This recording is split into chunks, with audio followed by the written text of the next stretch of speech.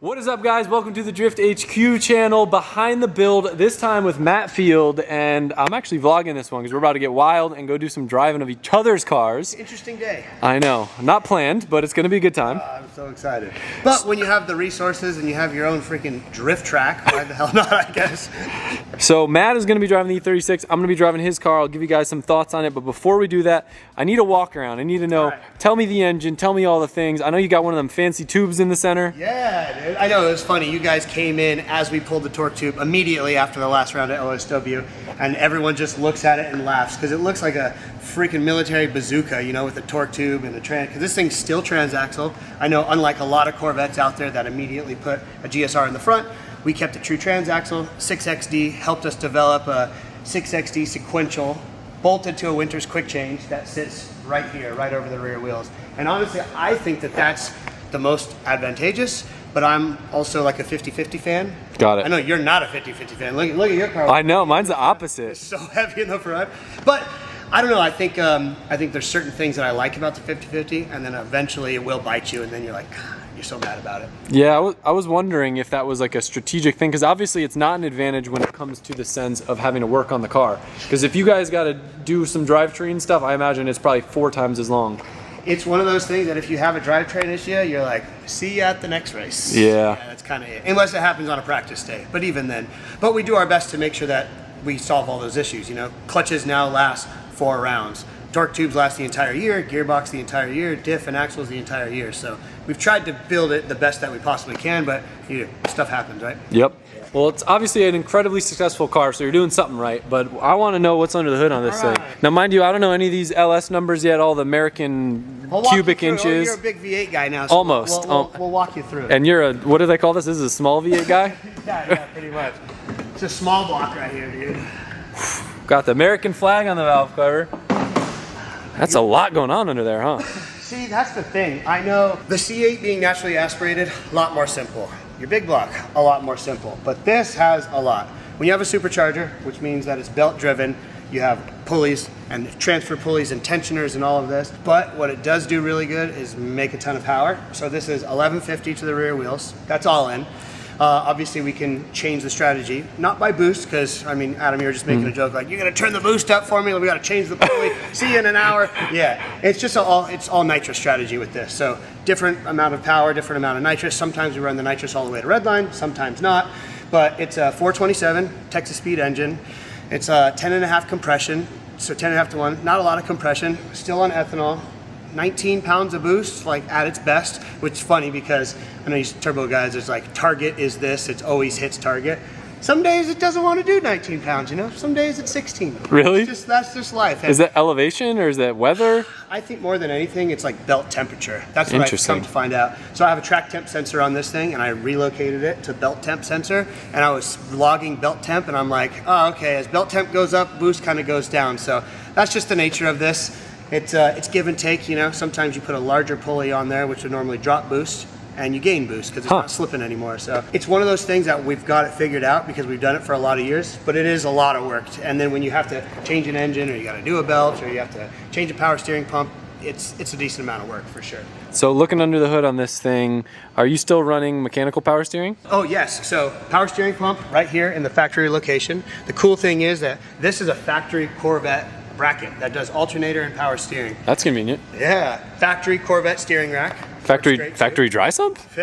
Imagine. So the funny thing is that's in the factory dry sump location. We've just upgraded the tank and made it better suited for this capacity that we need.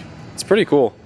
So dry sump, I make the joke like there's nothing GM left, right? Because it's a concept performance LSR block, so aftermarket block, Callie's crank, rods, custom pistons, even the heads are all Texas speed, they're all CNC ported, that's all custom. So it really kind of comes down to like the only thing GM left is the valve cover gaskets and the oil pan gasket. That's kind of it. But that's kind of the nature of these things, which is funny because I look under the hood of yours, you got a factory intake manifold, factory block. Oh yeah, factory from another car though. Yeah, sorry. Yeah. Factory Toyota, right, Toyota. You know what is kind of cool though? Like for the most part, both of our cars still look pretty stock. Like on the outside, like this looks like a stock, what would it be, a ZR1 body? Yeah, exactly, because ZR1 fenders. Yep. And then I've got the wannabe E36 M3 lightweight. They both still look like the car they're supposed to be. Yeah, it's so funny because you have cars like the Super, the Eurofighters or something, and they look wild. Totally different. Yeah, vents and ducts and all of that. I got to show the hood just to get a close up. This is one of my favorite hoods. Yeah. I love the Heatwave Fade logo on there, on the carbon. Sheesh. It's good. It's a good logo. And the proper colors. I like keeping certain partners' colors. Yep. You know, sometimes they're like, hey, it's black or white, and you keep it that way. But for that, it was like, got to keep the colors true. No, it's rad. PWR, I know you work with PWR too. Best cooling products in the business. It's funny how many people are kind of transitioning to this style of intercooler, because intercoolers are heavy. You know, bar and plate, they are heavy, but I know when they're heavy, they're very efficient. We have 2 Spall fans on here because intake air temps, especially with superchargers, for whatever reason, through the roof, which is crazy because you guys run exhaust through the thing that makes boost, and we don't have anything to do with that, and intake temps on this are still terrible. Huh. This is a cage stitch cage that they came Oh, out sick. and scanned this chassis, my car. I kind of worked with them and told them how I like the door bars made, where I like the headroom. Hey, I pushed myself super far back, so I need the most headroom around here, where a lot of guys might build headroom right around here. So it is different, but I mean, this is how we're building cars nowadays, right? Yep. The days of building everything by hand are coming to a close. Everything is CAD, everything is CNC, and it's cool. I like it. Well, it saves a lot of time, and what I like about it too is you end up with a better end product. Like I've had some gangster cages made, but it's hard to compete with like a CNC bend cage. Especially for time, because sure, you're capable, I'm capable, that's what we do at my shop. We build cages by hand. But if you're gonna spend 3 weeks on it versus 6 days to put one of these in, 5 days to put one of these in, it's real hard. That's true. Yep. All right, let's see the junk in the trunk. Yeah. This is going to be interesting because the Corvette's definitely not like most of the cars that we've seen so far. It's definitely different. What the heck is this thing? Rear radiator lace flat. Okay. To try to keep the CGs as low as possible. Shroud is here and fans are back here. So that's definitely a different one. But what's cool about it is air run out, so the air actually has a place to escape. Where, I mean, even my S14, the air just kind of gets trapped in wherever it wants to. Nitrous, this is the catch can, so I try my best to have a big catch can as far away from the engine as possible, because when I've found that when I do that, I don't get any oil anywhere. Interesting. But when I have it close with like a short line, it's just constantly oily air. There's another water pump back here, so 2 water pumps on this. That was just something that it was like needed to do it. It started working better, easier to bleed. Nitrous bottles back here, so you can even see, even on this car, with the transaxle in the back and all that, we still have as much weight as possible in the very back. And there's a lot of engine, a lot of stuff going on, and it's still 50-50. But you can see all this too. Dude, all HGK carbon Kevlar. So much carbon Kevlar and carbon. What does the car weigh without you in it? So I'm 180 and it's 30-60 with me in it, you know, so we'll do the math on the screen. Yeah, It's been too long today. Because I mean, do you weigh your car without you in it? I never do. Yeah, that's fair. Well, that in FD, I guess we're regulated on the GT. We need to be 3,100 with us in it. 3,000, but you got to buffer 50 pounds between nitrous, bumper, and tires, right? Yep. Yeah. What about you? What's your car weigh? Well, probably same as yours. Oh yeah, it has to. 30-50 with you in it. Yeah, which is. I'm a little heavy. I had a titanium exhaust on this thing. Borla built me a sick titanium exhaust. And then, of course, I bottomed out and dropped the tire and destroyed it. So after that, I'm like, you know what? Just give me stainless. It's freaking robust, you know? You know what's funny? I did the same thing on my car, not because I destroyed it, but because I needed weight. And that's the lowest point on the car. Yeah, easy, right? To add weight. And it adds you a little bit of invincibility, too. Yeah, you can drag the crap out of it. Yep. I mean, even coming off the bank at OSW, like, you drag your header sometimes, I'm sure. Oh, I noticed your car. The tip is bent.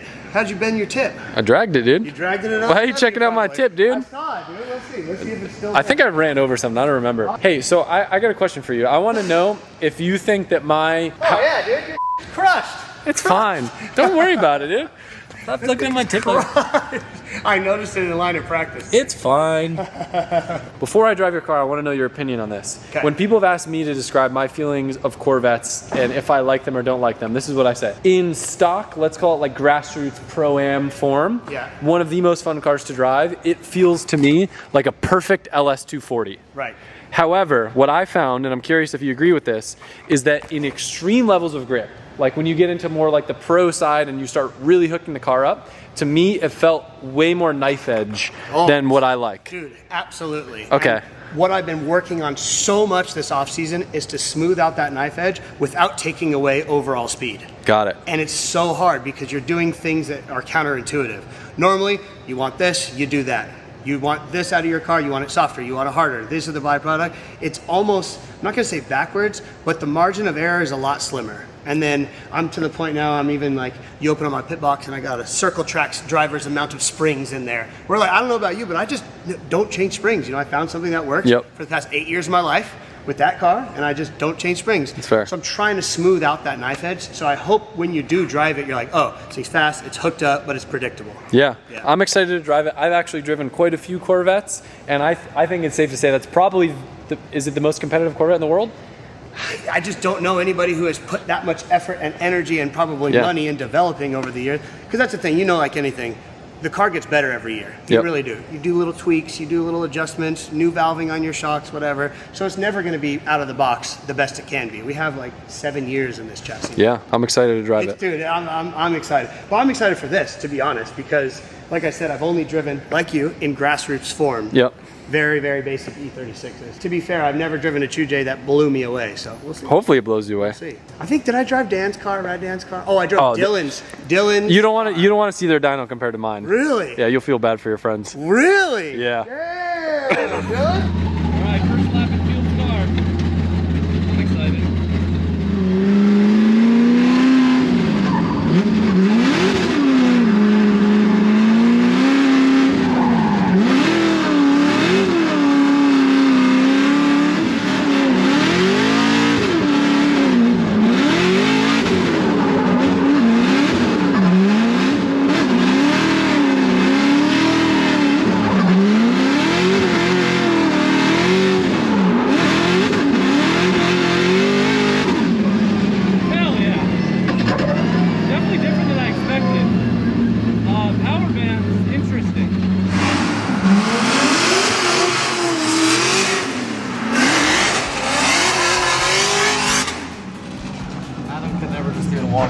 Right? He's gonna say it's boring. I can hear it now. He's gonna be like, yeah, my 2J's better.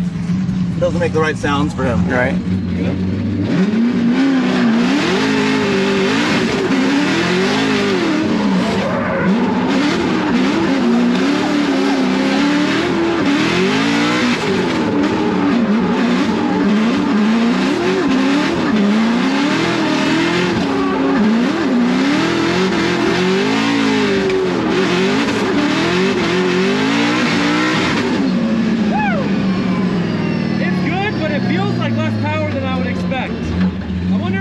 Actually on. Maybe he gave me the F.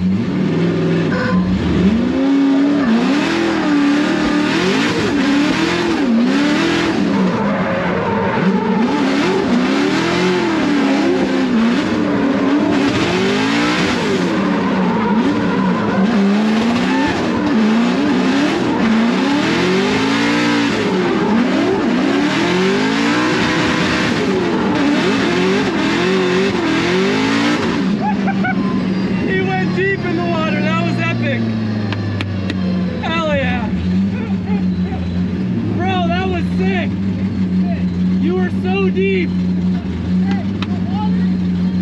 I got it in my face. That was sick.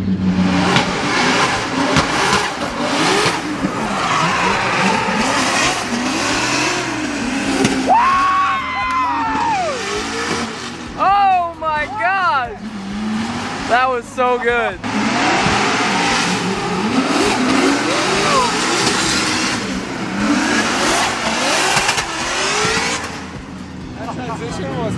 That was so good. I didn't think Adam was going to turn up that hard. Really good.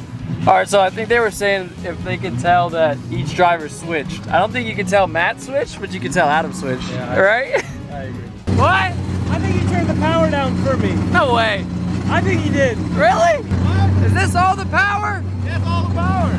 He says it feels slow. There's no nitrous. What? On that? Oh, that's what it is. Hey, your tires are like done. That's the problem? That's why. This guy. You didn't get the nitrous. All right, team's got the nitrous turned on for me. Thanks, man. Appreciate it. Now I can give it an accurate. I'm not gonna lie, dude. In my in-car camera, I was trying not to be too mean. I was like, this car kind of feels slow. I was like, I don't want to be a jerk, but Yeah. Without nitrous, it sucks to drive. it definitely didn't suck. No, it's but terrible. It definitely felt like there was more on the table. Yeah, it's terrible. So, all right, we'll give her another go.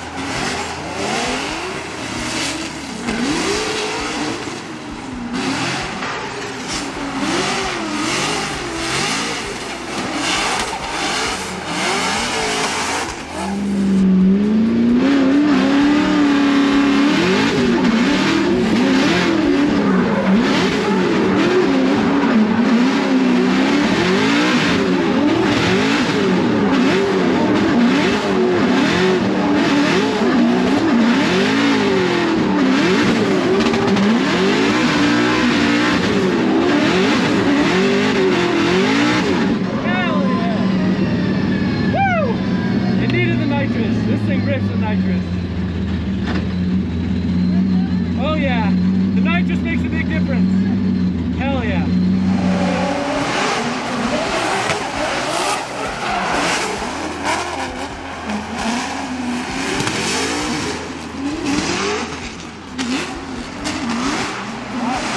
That was good.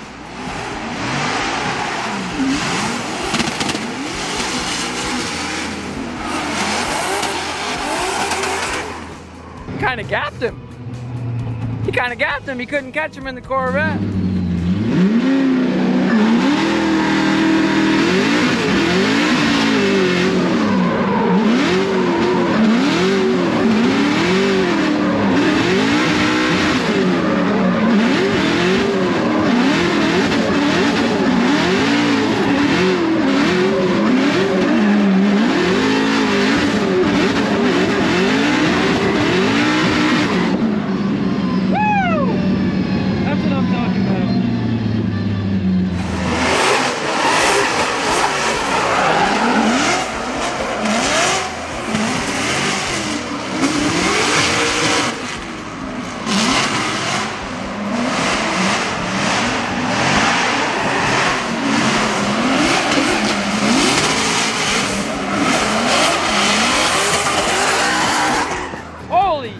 Bro, Oh my God! it couldn't have been better. Wow!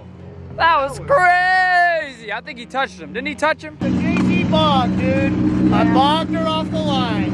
Typical. That transition was money. Woo! That was good. Those transitions were good. I told Matt, I was like, we should quit while we're ahead. He's like, let's keep going. Typical Matt. Thank you, Matt. Also, f you for not giving me the nitrous in the first place. Yeah, I did you dirty. I know. It made me though understand the chassis a little better though, because it didn't just have all Probably. that crazy power off it. Because it does just like that thing. With the nitrous on, it hits immediately. Yep. Freight train. Yeah. I will say it's the easiest Corvette I've driven, because what I've found is like usually when I've driven Corvettes, it's knife edge from the side, where your car was actually like not loose side, but like manageable side. Right. It was just the transition that kind of caught me of how quick it transitioned. So you So- had to just be really ready for it. That is the nature of a Corvette, and it's something that I've tried to smoothen out so much. But that's why I feel like I don't want it to have too much side versus forward differentiation. I think it's easier to manage the transition, especially if you just remember, be on the throttle. That's the hardest thing to do, because sometimes you can't be on the throttle through transition. It's true. Now, I was just talking with Matt. For me, like I'm not that new to this drifting thing, but like new enough to not know, is this whole like swapping cars and driving each other's, I mean, I just drove your car, you drove my car, Connor drove my car. Yeah. Is this a normal thing in drifting? I think outside of this place, no. Odie and I definitely in previous years have swapped around at Willow, But a lot of the time when you're in your competition car and you're at the track, you spent a lot of money to get there. Yeah. You spend all that time, all that prep, all that everything. When you're there, you want to drive your car and tweak it and better it and learn it, right? Where here it's like you roll your car out of your shop and then could you drift or not drift? It doesn't really matter. You just decide in that moment how you feel. And I think that that's what gives us the ability to be like, yeah, well, let's do this trade. You know what's funny too? Like the equivalent, obviously, like we're not F1, right? Like we're like way down here, F1's up here. But it's like the equivalent of like F1 drivers taking their F1 car in the middle of the season and doing like an autocross event through trees. Yeah. Like, Right. like Literally. it sounds ridiculous. Yeah. I know, because these are not practice cars. These aren't just some people. No, these are what we're racing in 2 weeks. Yeah. Yeah. And these trees don't forgive. Let me ask me how I know. I know. But anyway, Matt, Yeah, when he was explaining the giant pond of water, I didn't know that that was there. So my first lap, I was like, oh, that water. And I was kind of online to go out there, so it was weird to adjust from. And then ever since then, I was like, I don't know where it's gonna wind up. Yeah. no track walks. No. Literally just jump in and go right for it. And also no test hits, no let me do a solo lap. No, just go right into it. Well, that's the way to do it. Thank you, Matt. Yeah. If you guys want to check out any of Matt's socials or any of the cool stuff that he does, we'll put a link to everything on the screen in the description. Go give him some love and wish him luck, but not too much luck at the next round of Formula Drift. Thank you guys so much. Adam, seriously, thank Yes, you. Again, of all the course. hospitality. This is our home base when we're yeah. out here on the East Coast. It means so much to me and my crew. The shop is amazing and the test track is even more fun. So thank you, man. Of course. Thank you guys. Thank you. Hell yeah.